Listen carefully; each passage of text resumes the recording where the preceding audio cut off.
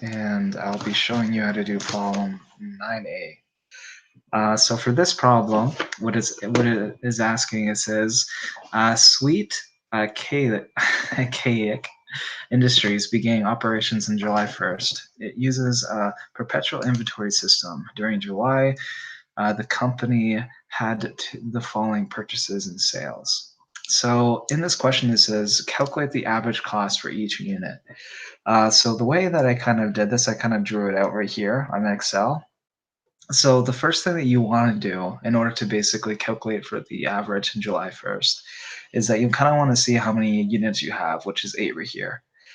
So the total cost right now is actually $71. So in order for you to kind of get the average, it's going to be kind of simple for this first one. The thing it's going to be is that it's just going to be 8 times by 71. And then when you do that, is 8 times by 71 is 568. You take that 568 and you actually divide it by the total amount of units right here. And that would actually equal up to 71. So that would be the average cost for that specific day right there. So for the sixth, sixth is pretty simple. It's pretty much the same thing. Because the only thing that you're doing is actually you're just selling units right here. So the units that you're selling is going to be the same price for $71, right? But in order to kind of, I guess, calculate that up, if you'd like to, is that it would be 6 times by 71, which equals 426. And you take that 426 divided by the total units which you're selling, which is 6, and then that would give you a total average of 71 right there. All right, so the next one is July 11th right here. So for July 11th, you basically purchased 3 new units at a cost of $76. So one thing to take in consideration is that beforehand, we basically only sold 6 units, right? So that means that we have 2 remaining for here. So what we have to do is that we actually have to add 2 units from here, which is the 71 plus 71, right? And I actually calculated that right here. If you go right here, I have 2 times by 71, which equals up to 142. So you still have those 2 units from that first, I guess, that day right there. And then you have 3 units times by 76, which is 228. So those are the two two total costs of the 2, I guess, prices of the units that you have right there. And then what you want to do is actually, in order to get the average, you kind of want to add both those up. So you want to add for the unit right here, which is the 2 times by 71, which you got from this takeaway 6 from 8. You kind of want to basically plus that to the total units that you're selling for that specific day. And then what happens is that you add these both together, you would get 370. And then you would do is that you would divide that by 5, and then that would give you your average, which is 74. So you have that. That pretty much you have July 11th done. So now we're moving on to the 14th. So the 14th right here is that what you want to do is that the 14th is pretty simple because you're just selling units, right? So you don't have to worry about any other additional costs or anything. So that's what they're looking for, the total average of you selling units, which is pretty simple. So if you go here, you're just basically taking the $74, timesing it by 3, which you figured out that number from here, right? So you know that that's the complete average of costs, or the total average of cost for that I guess those units at that period. And then you just times that by 3, and you get 222.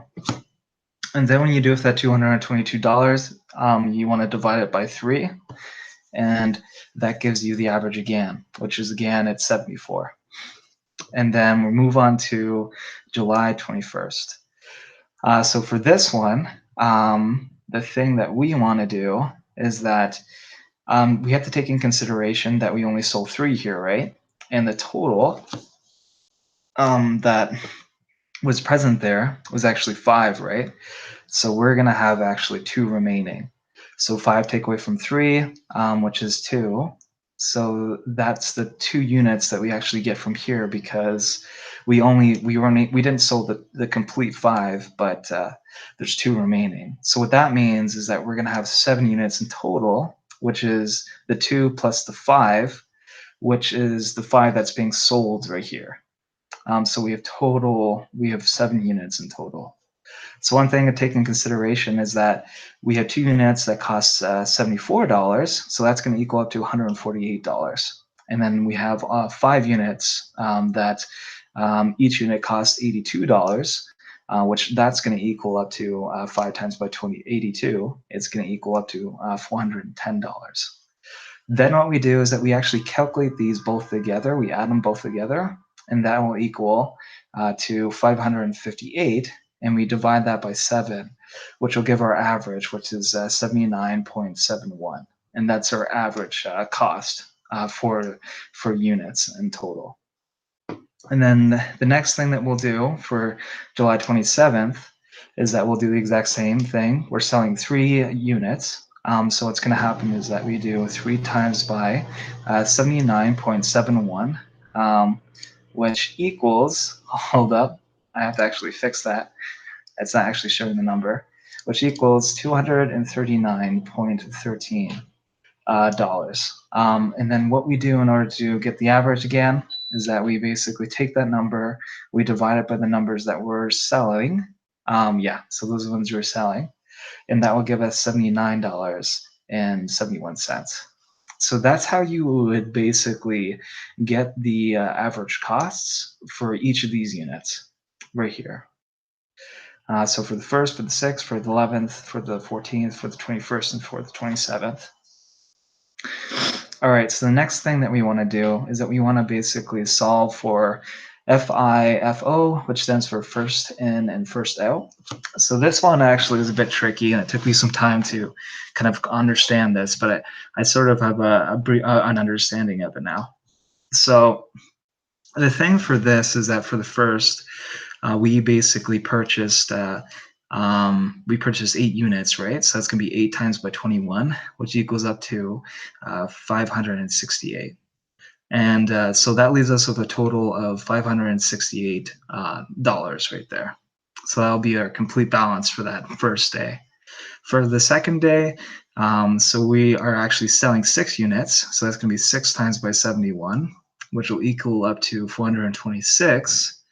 And with that, our balance is going to be,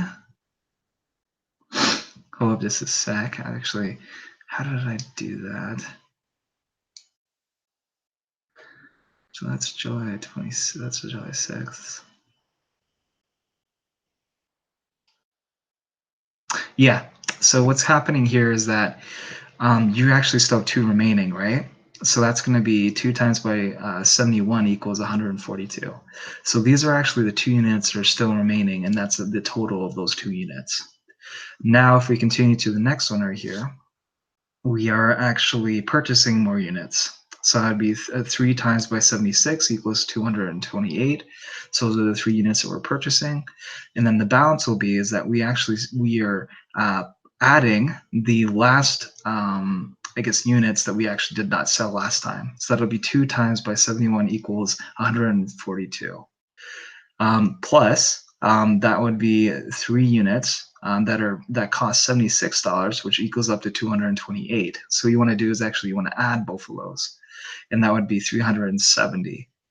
Now, if we go to July right here, this is where things get a little bit tricky, I guess. But what happens is that we have 2 units right here, and these are the units that we're actually selling. So to take in consideration or to remember is that first and first out means that we're taking the first products or units out. So that means that we're taking the 2 times the 71, which is right up here. We're actually getting rid of those. And that means that the,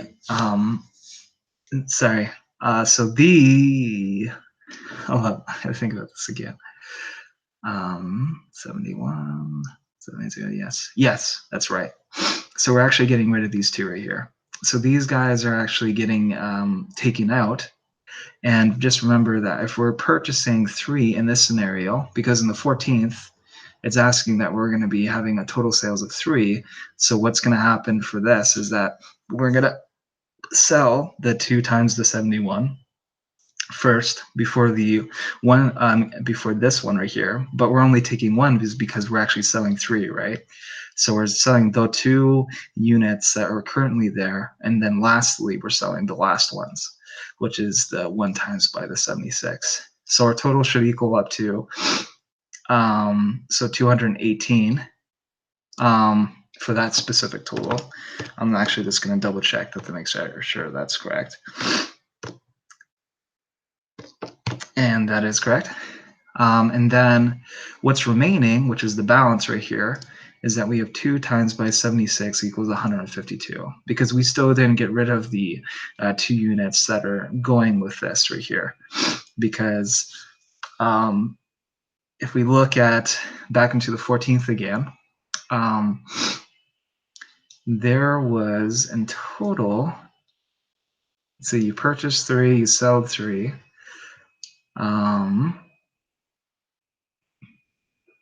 Hold up a sec, I'm gonna have to check things out. Okay, let's do this again.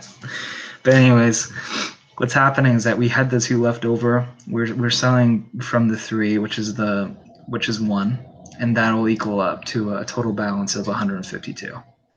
Now we're moving on to this one right here. This is the 21st. We're actually purchasing, which is 5 times by 28 equals 410. And just to take in consideration is that we still have the 2, which is from the other, I guess the other day, other in July the 14th, right?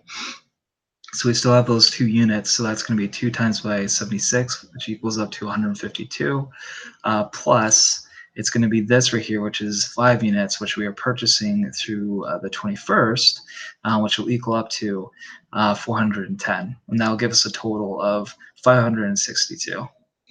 So now what we're doing is that we're actually selling the 2 units right here.